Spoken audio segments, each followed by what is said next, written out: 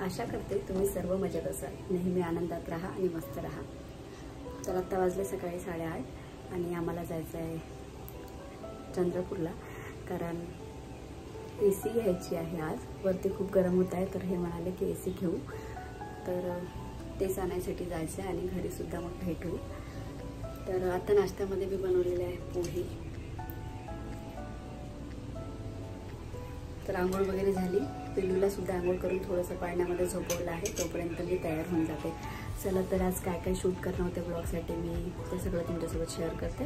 ब्लॉगमध्ये असेच कंटिन्यू राहा। चला तर मग आम्ही आता निघालेलो आहोत गावाला जायसाठी। सकाळी सुद्धा 8 वाजले असेल तरी ऊन खूप जास्त होऊन जाते, म्हणजे असं वाटते की 10-12 वगैरे वाजले असेल। आणि माझ्या निवांशला तर सध्या गाडीमध्ये बसायचं एवढं एक्साइटमेंट आहे की बस गाडी दिसली की खरंच प्रत्येक मुलांना असते आणि माझ्या निवांशला सुद्धा आहे। आणि सध्या थोडीशी बाहेर नेताना छोट्या मुलांची काळजी घ्यावी लागते, कारण टेम्परेचर खरंच खूप जास्त आहे आणि आमच्या जिल्ह्यामध्ये तर खूप जास्त आहे।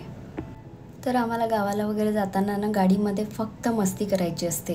आणि मी खूपदा नोटीस केलं, जेव्हा आमचं घर जवळ येते, गाव जवळ येते, तेव्हा निवांशला झोप येते। निवांशला काय, निर्मईला सुद्धा, तोपर्यंत हे दोघेही झोपत नाही आणि सारखे मग असं खाली बसणं, वरती येणं, सारखं कंटिन्यू मी गाडीमध्ये सुद्धा त्रास होऊन जाते। तर आम्ही घरी वगैरे आलो, जवळपास 10:30 वगैरे वाजले होते आणि आम्ही येणार आहोत असं सासूबाईंना आधीच सांगितलं होतं मम्मीला। तर त्यांनी वरण भाताचं कुकर लावून ठेवलं होतं, कारण गेल्याबरोबर पिल्लूसाठी मला पाहिजे होतं।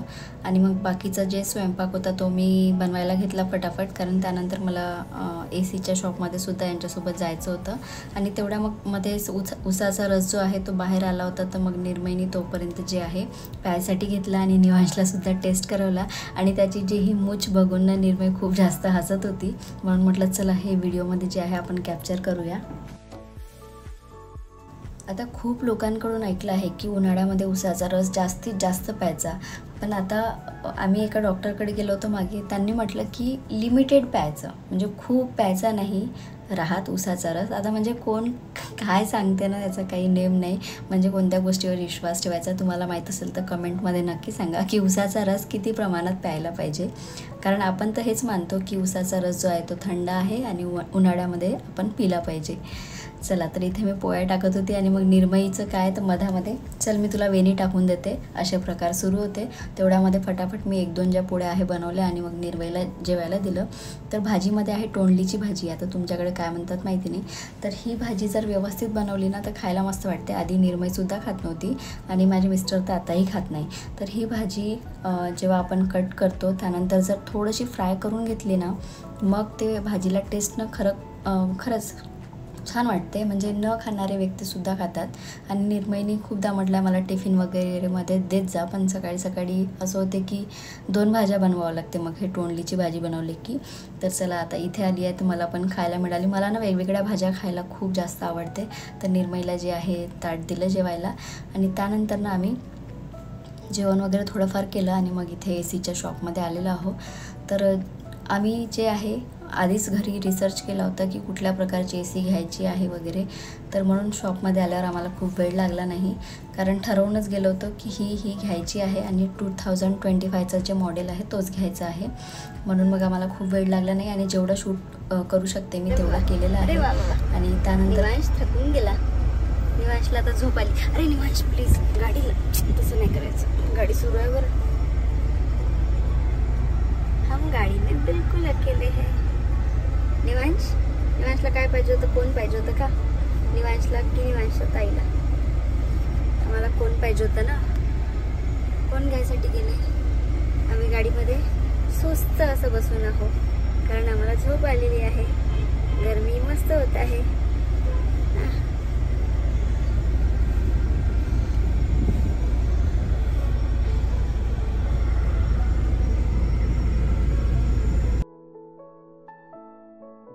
त्यानंतर कोण वगैरे घेऊन आम्ही घरी गेलो आणि सायंकाळपर्यंत मस्त आराम वगैरे केला.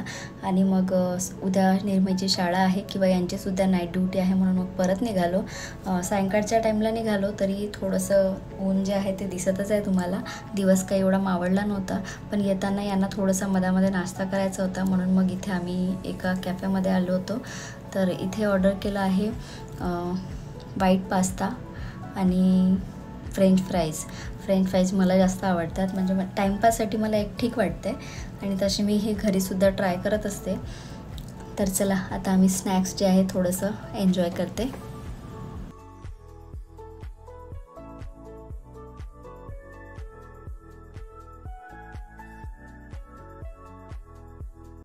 तर आज मी भेटते आहे तुम्हाला डायरेक्ट दुसऱ्या दिवशी, कारण तिथपर्यंत व्लॉग मी जे आहे शूट करू शकले. आणि आज मी सकाळी सकाळी निर्मयच्या टिफिनसाठी इथे धिरडं बनवत आहे आणि ही रेसिपी सध्या एवढी व्हायरल होत आहे, म्हणजे जिथे पाहिलं तिथे यूट्यूबवर मला हे ज्वारीच्या पिठाचं असो की गव्हाच्या पिठाचं असो धिरडं खूप जास्त प्रमाणात दिसत आहे. आज इथे मी ट्रायल म्हणून करत आहे, म्हणून मग तुमच्यासोबत एवढं काही शेअर करायचंच नव्हतं मला, कारण सकाळच्या गडबडीमध्ये शक्यच नव्हतं, म्हणून विचारच नव्हता केला की मी हे सगळं व्लॉगमध्ये शूट करेल. पण मग म्हटलं एक धिरडा बनवून पाहायला, व्यवस्थित बनला.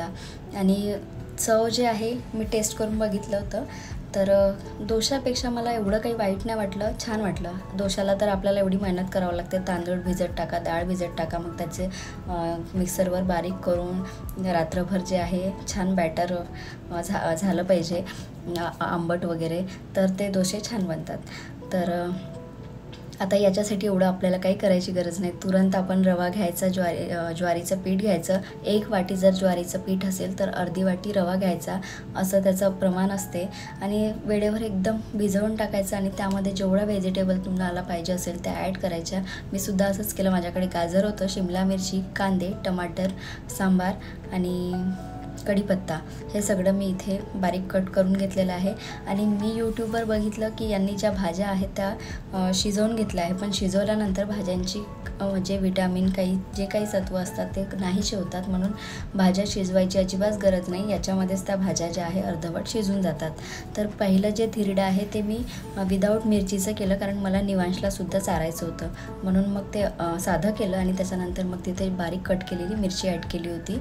आणि खरंच सांगते, आज चटणी वगैरे काही बनवायचा विचार नव्हता, कारण पहिल्यांदा मी ट्राय करत आहे. म्हटलं बघू दे आधी धिरडे कसे होतात, त्यानंतर मग चटणी वगैरे बनवता येते. पण खायला असेच छान वाटत होते. आणि यासोबत आम्ही मेथांबासुद्धा घेतला आहे, तर दोघांचं कॉम्बिनेशनसुद्धा मस्त वाटलं. तुम्हीसुद्धा ट्राय करा. आणि पहिल्यांदा बनवत असेल तर चटणीची वगैरे गरज नाही, मिरची वगैरे टाकल्यानंतर ना मस्त वाटते. साधंसुद्धा खायला छान वाटते. आणि तुम्ही ट्राय करा, कारण पौष्टिक आहे. ज्वारीचं पीठ आहे, रवा आहे आणि भरपूर अशा भाज्या आहे. आणि तेलही एक 2 थेंबच आपल्याला पाहिजे असते. तर तुम्ही नक्की ट्राय करा. टिफिनमध्ये सुद्धा देऊ शकता तुम्ही आणि घरी गरमागरम अशा खाऊ शकता.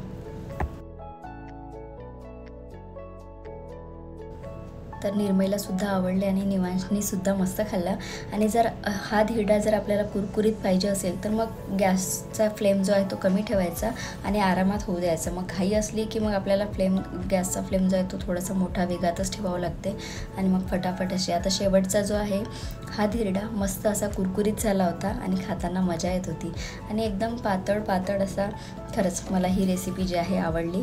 याला मी 100 आउट ऑफ 100 मार्क्स देईल या रेसिपीला. माझ्या नाही, पण यूट्यूबवरून पाहून मी केलं आहे म्हणून. तर चला, अशा प्रकारे जी आहे धिरड्याची रेसिपी मी एकदम शॉर्टकटमध्ये तुमच्याशी शेअर केली, कारण एवढी कठीण नाही आहे की तुमच्यासोबत एकदम डीपमध्ये शेअर करावी. आणि मी नक्कीच याचा सेपरेट व्हिडिओसुद्धा बनवेल ज्या दिवशी मी आणखी परत ट्राय करेल हे. तर यासोबत आपण शेंगदाण्याची चटणीसुद्धा करू शकतो किंवा आणखी नारळाची वगैरे कुठलीही चटणी आपण नक्कीच वापरू शकतो. तर इथे मी मेथांबासोबत धिरडे खाल्लेले आहे.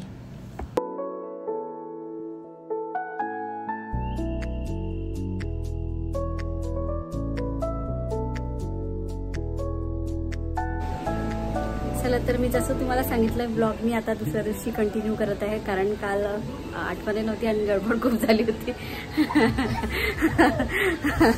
आम्ही दोघं लपन छुपन खेळतो. निर्मय अशी लपत जाते आणि मग निवांश तिला पकडत जातो, शोधतो इथे जाऊन तिथे जाऊन कुठे कुठे. तर आज मी काय ज्वारीच्या पिठाचे धिरडे बनवले ते तुमच्यासोबत शेअर केले आणि फर्स्ट टाइम बनवले म्हणून रेसिपी काही व्यवस्थित दाखवली नाही, पण मी आता परत विचार करते आहे की एखादी दिवस त्या फक्त रेसिपीज जे आहेत तुमच्यासोबत शेअर करते. तर आता बघा ही AC आणून ठेवलेली आहे. आता इन्स्टॉलेशन कधी होते माहिती नाही. अगं त्याला बसवू नको ना. तर आता इन्स्टॉलेशन कधी होते माहिती नाही. आणि काय तर आमचा चंद्रपूर जिल्हा जो आहे जगात पहिल्या क्रमांकावर आहे टेम्परेचर.